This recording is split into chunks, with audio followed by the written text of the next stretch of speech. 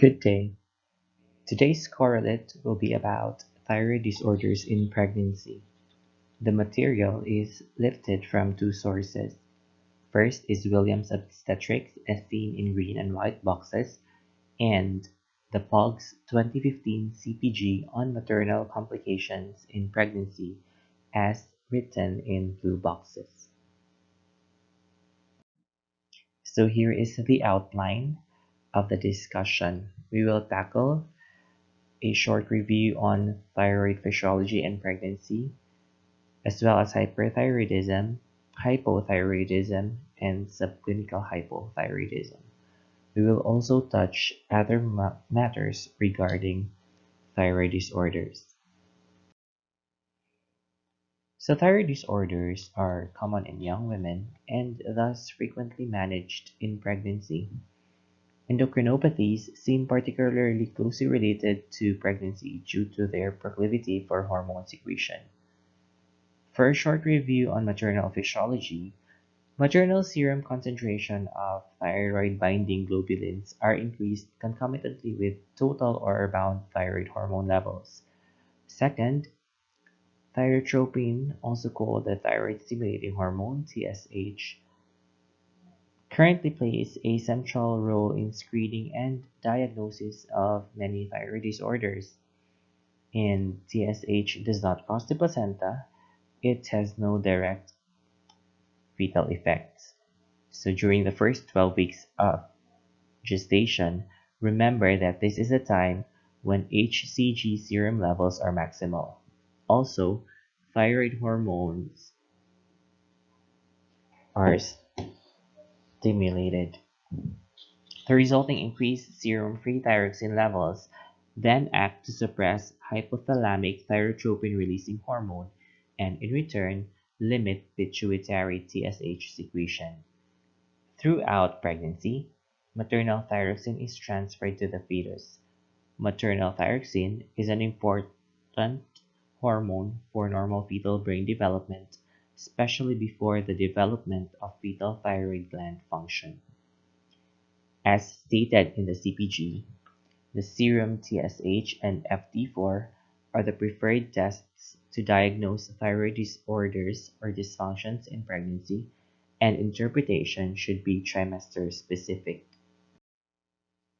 If the validated method and trimester-specific reference ranges for FT4 are not yet available, the non-pregnant T4 range can be used in the second and third trimester by multiplying this range by 1.5-fold.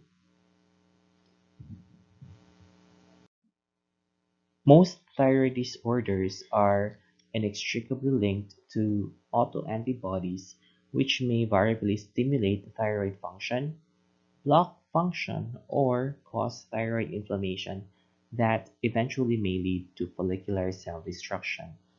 We actually have two prominent autoantibodies. First is thyroid-stimulating autoantibodies, also called thyroid-stimulating immunoglobulins. They bind to the TSH receptor and activate it, causing thyroid hyperfunction and growth. On the other hand, the thyroid peroxidase antibodies, previously called thyroid microsomal autoantibodies, are directed against TPO and have been identified in 5 to 15% of all pregnant women. These antibodies have been associated in some studies with early pregnancy loss and preterm birth, increased risk for placental abruption, postpartum thyroid dysfunction, and a lifelong risk for permanent thyroid failure.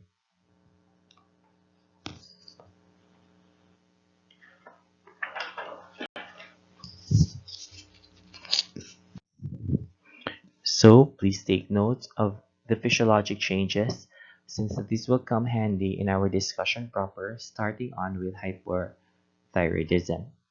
Hyperthyroidism has an incidence of between 2 and 17 per 1,000 births.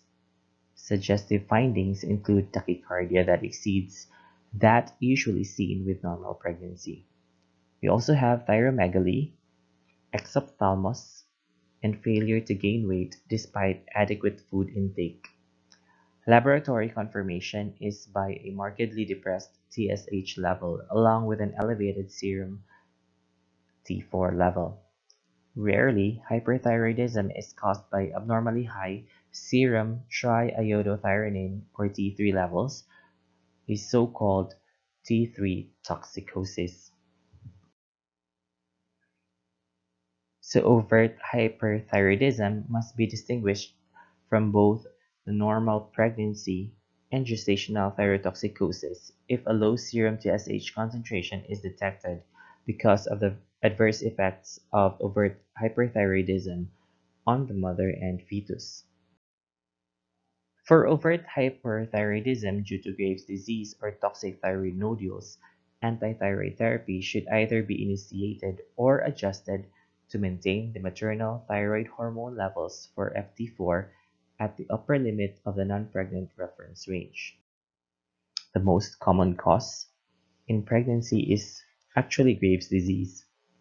This is an organ-specific autoimmune process associated with thyroid-stimulating TSH receptor antibodies, as previously discussed. And during the course of pregnancy, hyperthyroid symptoms may initially worsen because of chorionic gonadotropin stimulation, as we mentioned, which will occur in the first 12 weeks of gestation. But then, they subsequently diminish with a decrease in the receptor antibody titers in the second half of pregnancy.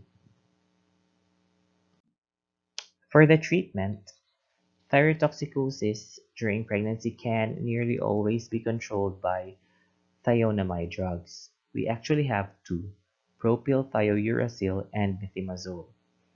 Propylthiouracil or PTU has been historically preferred because it partially inhibits the conversion of T4 to T3 and crosses the placenta less readily than methimazole.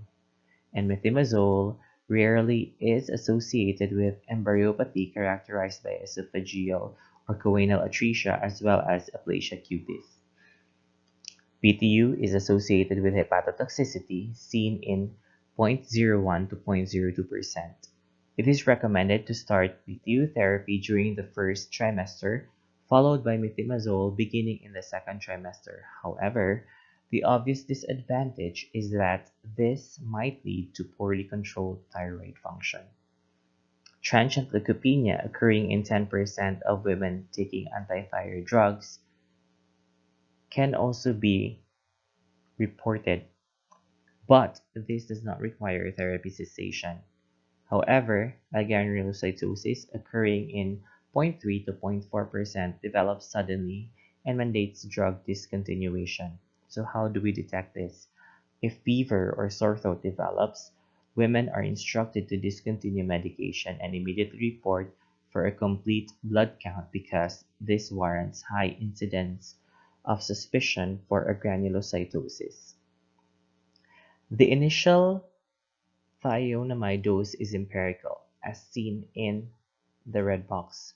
The goal of treatment is, of course, to start with the lowest possible thionamide dose to maintain thyroid hormone levels slightly above or in the high normal range, while TSH remains suppressed. So for methimazole, we usually start at an initial higher daily dose of 10 to 20 milligrams orally, followed by a lower maintenance dose of 5 to 10 milligrams. For PTU, on the other hand, we start with a 50 to 150 milligrams orally 3 times daily and may be initiated depending on the clinical severity. For the monitoring, serum-free T4 concentrations are measured every 4 to 6 weeks. Propylthiouracil is a first-line drug for the treatment of hyperthyroidism during the first trimester of pregnancy, and according to POGS, PTU can be shifted to methimazole if PTU is not available, or if the patient cannot tolerate PTU, or there is an adverse response to PTU at the start of the second trimester. Here are other recommended management for hyperthyroidism.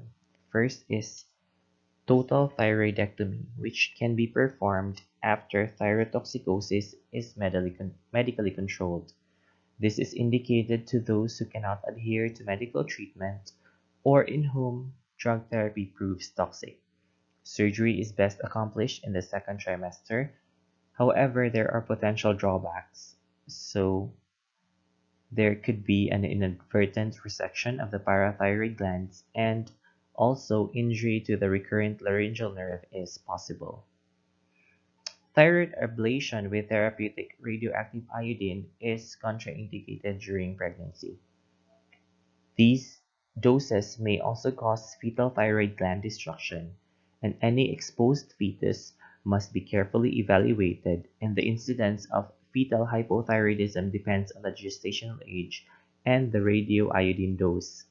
The International Commission on Radiological Protection has recommended that women avoid pregnancy for 6 months after radioablative therapy. Moreover, during lactation, the breast also concentrates a substantial amount of iodine. A delay of 3 months between lactation and ablation will be more reliably ensure complete breast involution. So a similar consideration is also seen in the POGS CPG. So here we see subtotal thyroidectomy indicated for the following reasons. So a patient has a severe adverse reaction to antithyroid drugs, or there is persistent high doses of antithyroid drugs are required. So this is defined as over 300 milligram per day use of methimazole or 450 milligram per day use of PTU.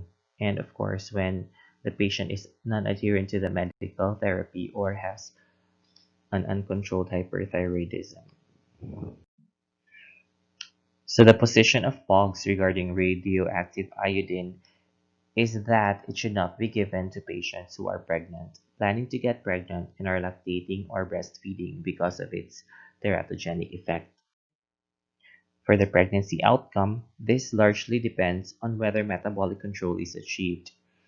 Excess thyroxine may cause miscarriage, higher incidence of preeclampsia, heart failure, as will be discussed later, and adverse perinatal outcomes.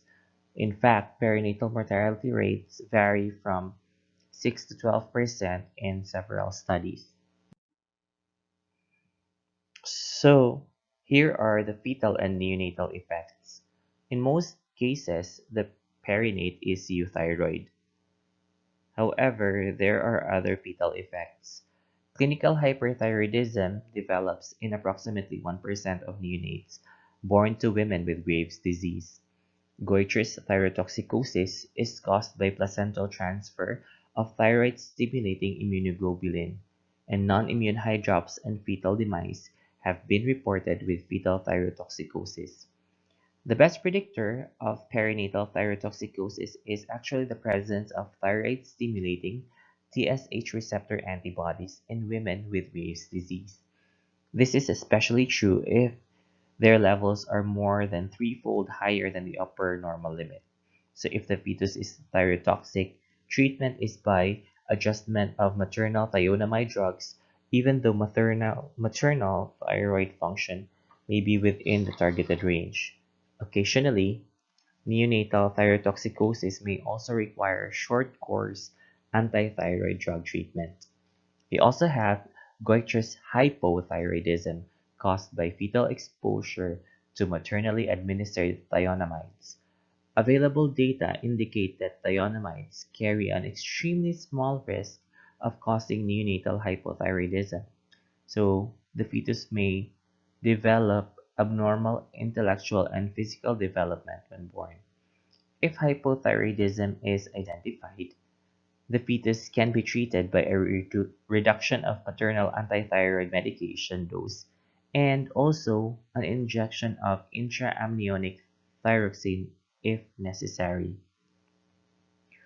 Non-goitrous hypothyroidism may develop from transplacental passage of maternal TSH receptor blocking antibodies, and finally, fetal thyrotoxicosis after maternal thyroid gland ablation, usually with the use of iodine 131 radioiodine, may result from the transplacental thyroid stimulating antibodies. For the fetal diagnosis, the evaluation of fetal thyroid function is somewhat controversial. Although fetal thyroid sonographic assessment has been reported in women taking thionamide drugs or those with thyroid-stimulating antibodies, most investigators do not currently recommend this routinely. However, this is the statement of POGS. Thyroid autoantibodies should be measured by 22 weeks age of gestation in mothers with current Graves' disease or those with history of Graves' disease, or, or those with a previous neonate with Graves' disease, and finally those previously elevated thyroid autoantibodies. This is because thyroid receptor stimulating, binding, or inhibiting thyroid autoantibodies freely cross the placenta and can stimulate the fetal thyroid. So moreover, in women with thyroid autoantibodies or thyroid stimulating immunoglobulins elevated at least 2 to 3-fold than the normal level, and in women treated with antithyroid drugs, maternal FT4 and signs of fetal thyroid dysfunction should be checked. So this is done during fetal anatomy ultrasound in the 18th to 22nd week and repeated every 4 to 6 weeks or as clinically indicated. So if fetal hyperthyroidism is diagnosed and thought to endanger pregnancy, treatment using methimazole or PTU should be given with frequent clinical, laboratory, and ultrasound monitoring. We also have thyroid storm and heart failure. So these are actually hypermetabolic state and is rare in pregnancy. In contrast, pulmonary hypertension and heart failure from cardiomyopathy caused by the profound myocardial effects of thyroxine is actually commonly seen in pregnant women. So heart failure usually develop in 8% to 90% of women with uncontrolled thyrotoxicosis, and in these women, cardiomyopathy is characterized by high output state, which again may lead to dilated cardiomyopathy. So we use the Birch or Topsy score to note for thyroid storm. The pregnant woman with thyrotoxicosis has minimal cardiac reserve, and decompensation is usually precipitated by preeclampsia, anemia, sepsis, or combination of these. Unfortunately, thyroxine-induced cardiomyopathy and pulmonary hypertension are frequently reversible. So, this is the statement of POG. So, if thyroid storm is suspected, serum FT4, FT3, and TSH levels should be evaluated to help confirm the diagnosis. But the therapy should not be withheld pending the results. Therapy for thyroid storm consists of a standard series of drugs, and each drug has a specific role in the suppression of thyroid function. So for the management, thyroid storm or heart failure is similar and should be carried out in the ICU. And this might include special care units within labor and delivery. A stepwise approach to medical management of thyroid storm or clinical heart failure is shown here. So an hour or two after the initial thionamide administration, iodine is given to inhibit thyroidal release of T3 and T4, and it can be given intravenously as sodium iodide or orally as either saturated solution of potassium iodide or Lugol solution. With a history of iodine-induced anaphylaxis, lithium carbonate, 300 milligrams every 6 hours is given instead. and most authorities recommend dexamethasone 2 milligrams intravenously every 6 hours for 4 doses to further block the peripheral conversion of T4 to T3. If a beta blocker is given to control tachycardia, its effects on heart failure must be considered. Propranolol, labetalol, and esmolol have all been used successfully, and coexisting severe preeclampsia, infection, or anemia should be aggressively managed before delivery is considered, because again, these are the trigger for dilated cardiomyopathy. The similar recommendation is also given by POGS.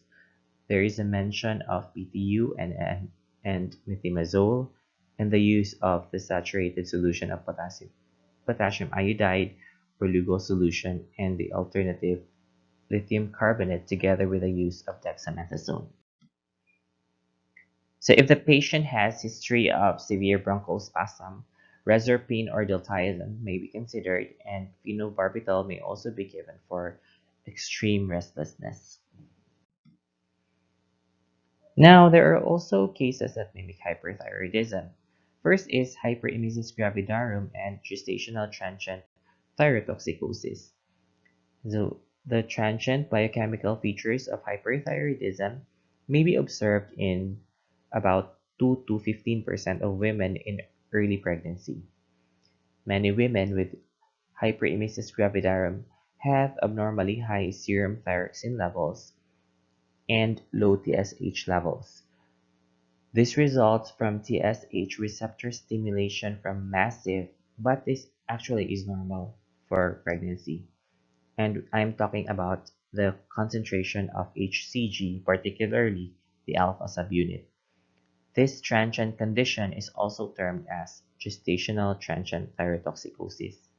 On the other hand, thyrotoxicosis and gestational trophoblastic disease has a prevalence between 25 and 65%, and as discussed, abnormally high HCG levels, particularly again the alpha subunit, lead to overstimulation of the TSH receptor.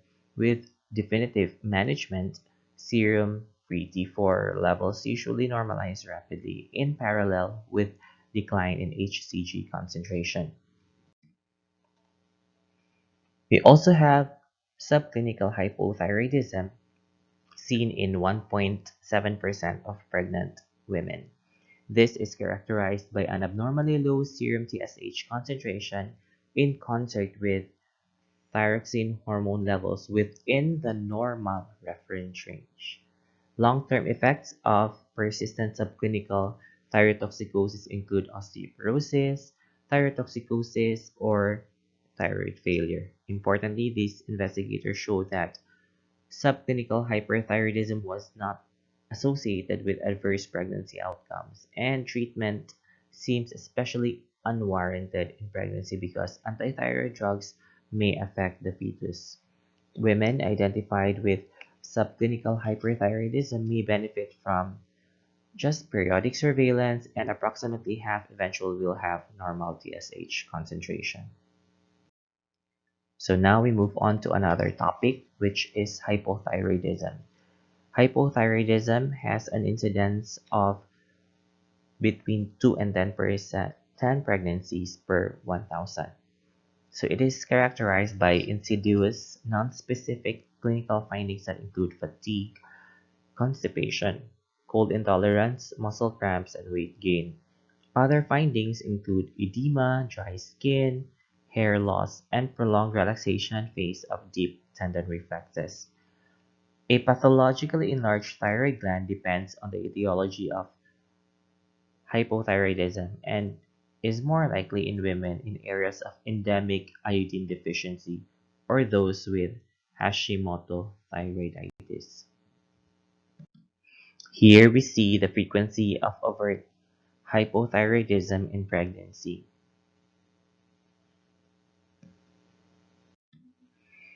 So clinical or overt hypothyroidism is confirmed when an abnormally high serum TSH level is accompanied by an abnormally low thyroxine levels. Again, the opposite.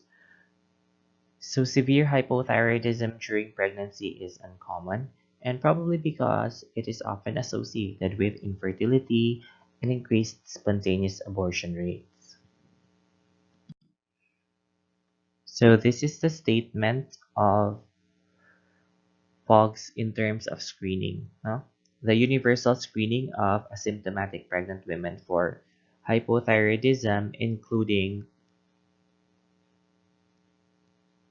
subclinical hypothyroidism during the first trimester, is again still controversial.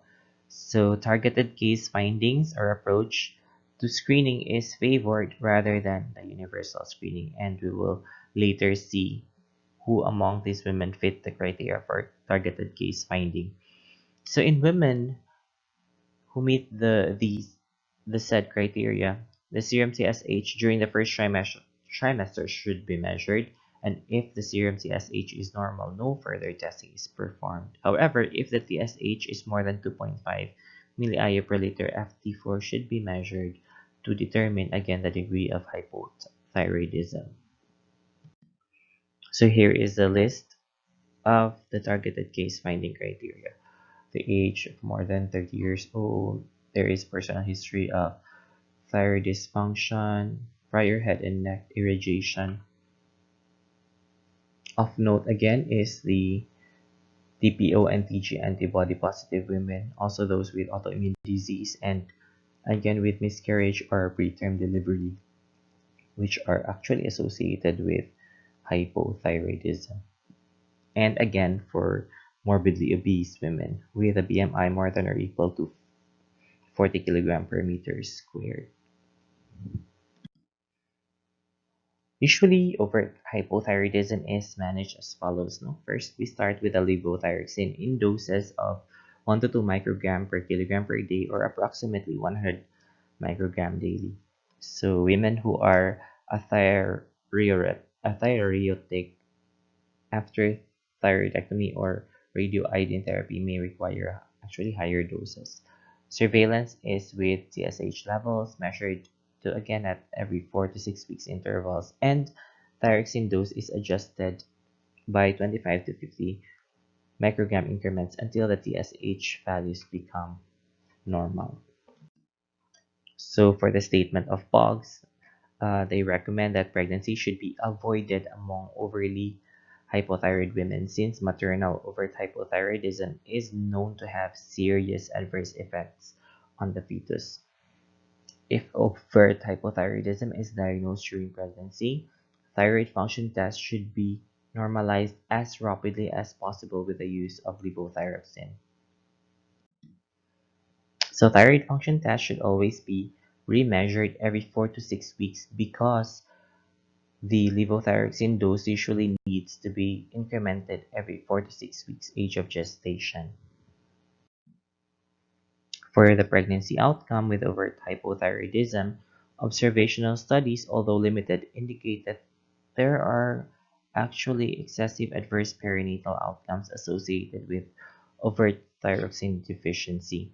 So with appropriate replacement therapy, however, adverse effects are not increased in most reports, and most experts agree that adequate hormone replacement during pregnancy minimizes the risk of adverse outcomes and complications. For the fetal and neonatal effects, so the thyroid function is dependent on adequate iodine intake, and we will tackle more of this in the last remaining slides. And its deficiency early in pregnancy can cause actually both maternal and fetal hypothyroidism. Maternal TSH receptor blocking antibodies can cross the placenta and cause fetal thyroid dysfunction.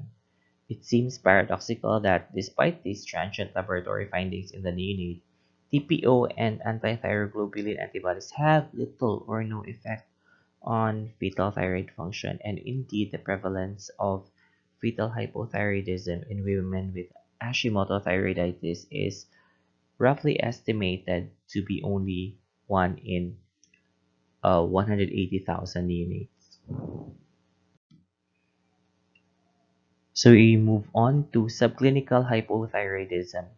The prevalence is between 2 to 5%. However, its incidence can be variable, no? Depending on age, race, the dietary iodine intake, and the serum TSH threshold used to establish the diagnosis. The rate of progression to overt thyroid failure is affected by the TSH level, the age, and other disorders such as diabetes, the presence of concentration of anti-thyroid antibodies.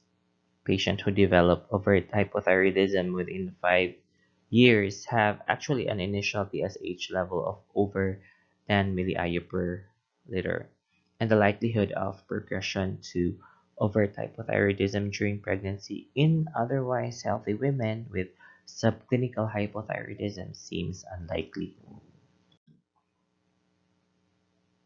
So for the subclinical hypothyroidism and pregnancy, here we see subclinical hypothyroidism is likely associated with some adverse pregnancy outcomes such as fetal neuropsychological development.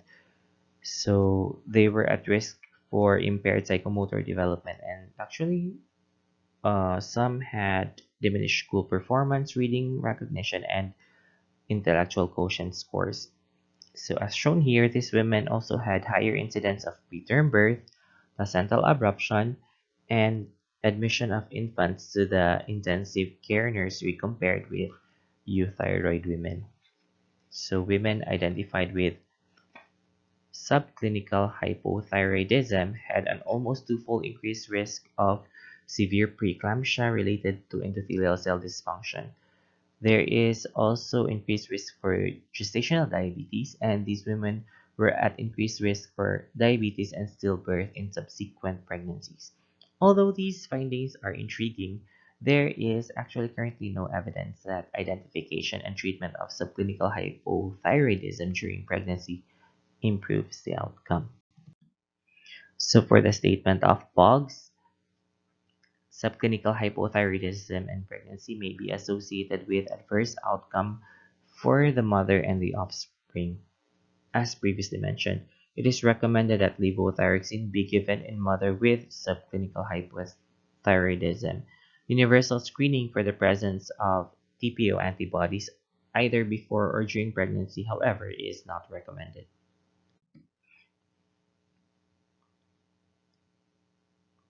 So for the TSH level screening in pregnancy, the ACOG has consistently recommended against implementation of screening until further studies are done to validate or refute the findings. So again, several studies are still ongoing to come up with a recommendation.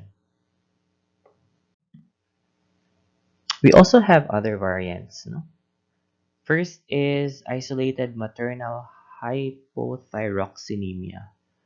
So women with low serum free T4 values but a normal range TSH levels are considered to have isolated maternal hypothyroxinemia.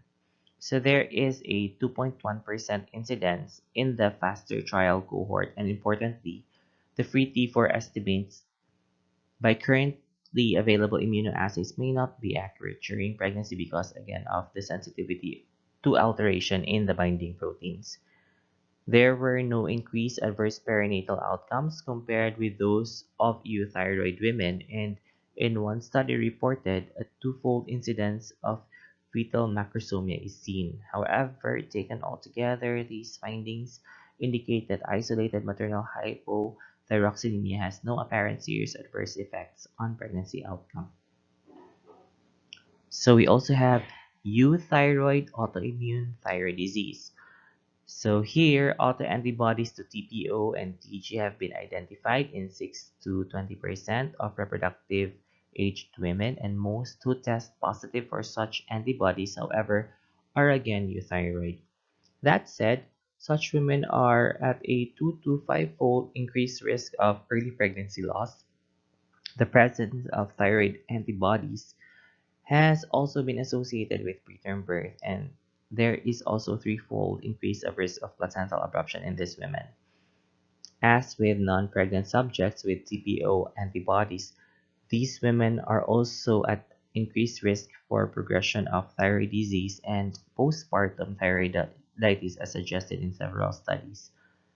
Calls for universal antibody screening seem premature, and currently universal screening for thyroid autoantibodies is not recommended by any professional organisms. So let's see what Pulse has to say with this one. So here, treatment of antibody positive but euthyroid women during pregnancy is not recommended at this time.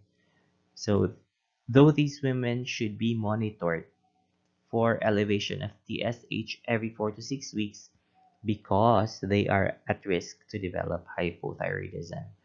Since carefully monitored thyroid hormone is safe until additional data become available, levothyroxine should be given in euthyroid anti-TPO positive women who have recurrent miscarriage.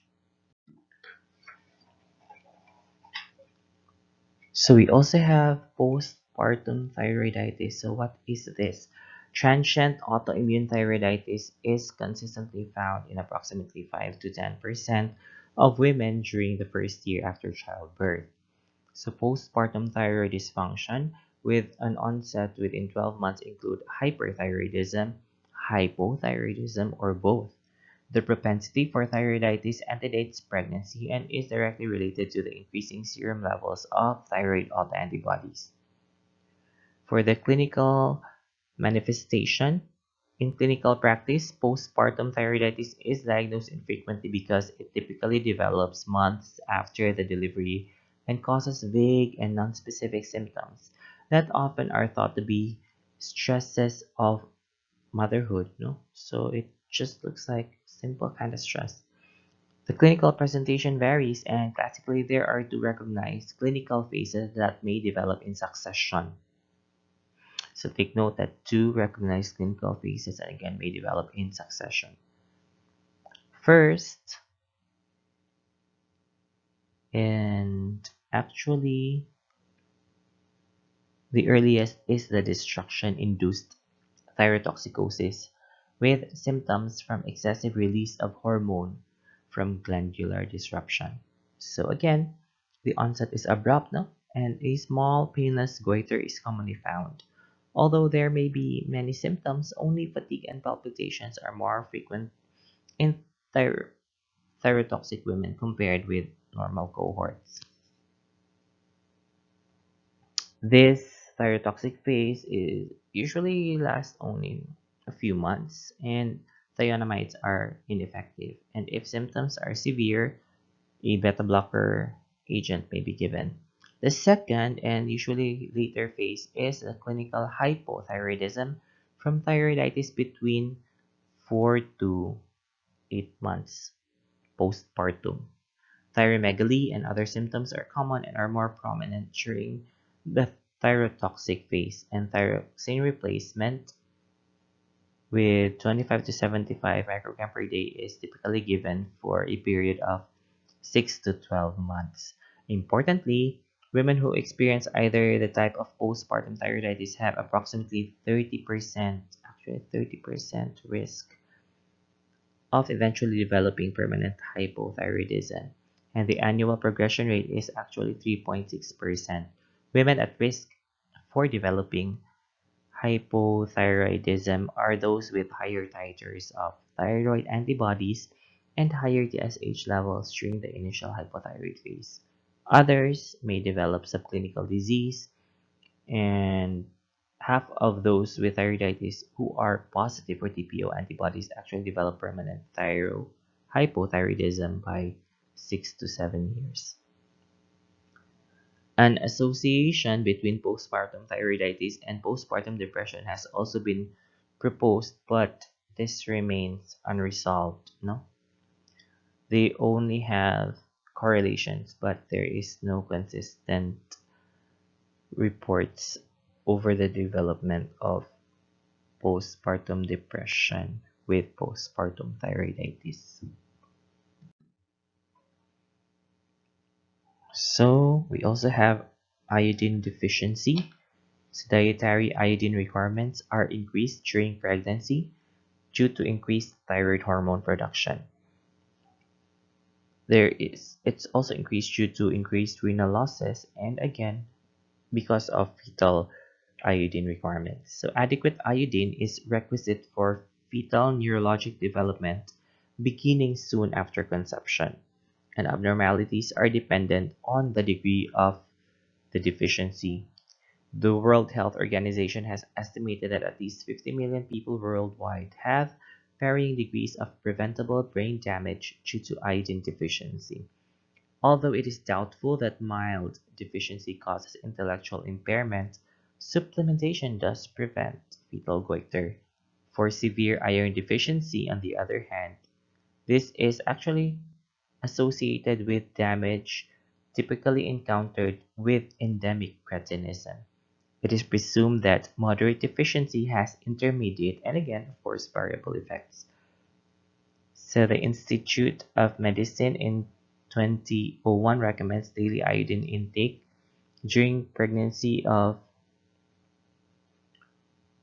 220 microgram per day and 290 microgram for lactating women. On the other hand, experts caution against oversupplementation. So how is this defined? It's more than 300, or some sources like the WHO more than 500, because this may lead to subclinical hypothyroidism and autoimmune thyroiditis. So what does POGS have to say with this? So here, pregnant women should be given a once daily prenatal vitamins containing 150 to 200 microgram iodine in the form of potassium iodide or iodate to ensure all pregnant women taking prenatal vitamins are protected from iodine deficiency. And also utilizing iodized salt during pregnancy is recommended. Breastfeeding women should maintain a daily intake of a higher dose, no? 250 micrograms of iodine to ensure that breast milk provides 100 microgram iodine per day to the infant. We also have congenital hypothyroidism. Because the clinical diagnosis of hypothyroidism in neonate is usually missed, universal newborn screening was introduced in 1974 and is now required by law in all states. Actually, in the Philippines, it's also required. Congenital hypothyroidism develops in 1 in 3,000 newborn and is one of the most preventable causes of mental retardation. Developmental disorders of thyroid glands such as agenesis and hypoplasia account for 80 to 90% of these cases, and the remaining being hereditary defects in thyroid hormone production. So early and aggressive thyroxine replacement is critical for infants with congenital hypothyroidism. Accordingly, in infants with screening results suggestive of severe hypothyroidism, therapy should be started immediately without waiting for confirmatory results. For nodular thyroid disease, this can be found in 1 to 2% of reproductive aged women, and management of a palpable thyroid nodule during pregnancy depends actually on the age of gestation and the mass size. Small nodules detected by sensitive sonographic methods are more common during pregnancy and in some population, and most of these were low-grade neoplasms. Evaluation of thyroid nodules during pregnancy should be similar to that for non-pregnant patients, and most recommended against radioiodine scanning in pregnancy, despite the fact that tracer doses used are associated with minimal fetal irradiation. Again, that's against the use of radioiodine scanning. Sonographic examination reliably detects nodules larger than 0.5 cm, and their solid or cystic structure is also determined. So, over radioiodine scanning, we use more frequently sonographic examination. Here, the malignant features are described to be hypoechoic pattern with irregular margins and microcalcification. So if there are these features, we proceed with fine needle aspiration, which is an excellent assessment method, and histological tumor markers and immunostaining are also reliable to evaluate for malignancy in addition to fine needle aspiration. If the FNAB shows a follicular lesion, surgery may be deferred until after delivery. So for the evaluation of thyroid cancer, usually involves multidisciplinary approach. Most thyroid carcinoma are well differentiated and pursue an indolent course. So when thyroid malignancy is diagnosed during the first or second trimester, thyroidectomy may be performed before the third trimester. In women without evidence of an aggressive thyroid cancer, or in those diagnosed in the third trimester, surgical treatment can be deferred to the immediate postpartum period. Actually, that wraps up our discussion for thyroid disorders in pregnancy. Thank you, and if you have questions, you may send those questions or clarifications to the following email addresses posted in the end of this PowerPoint presentation and will be entertained until 10 p.m. on November 16th. Thank you, stay safe, and have a great day.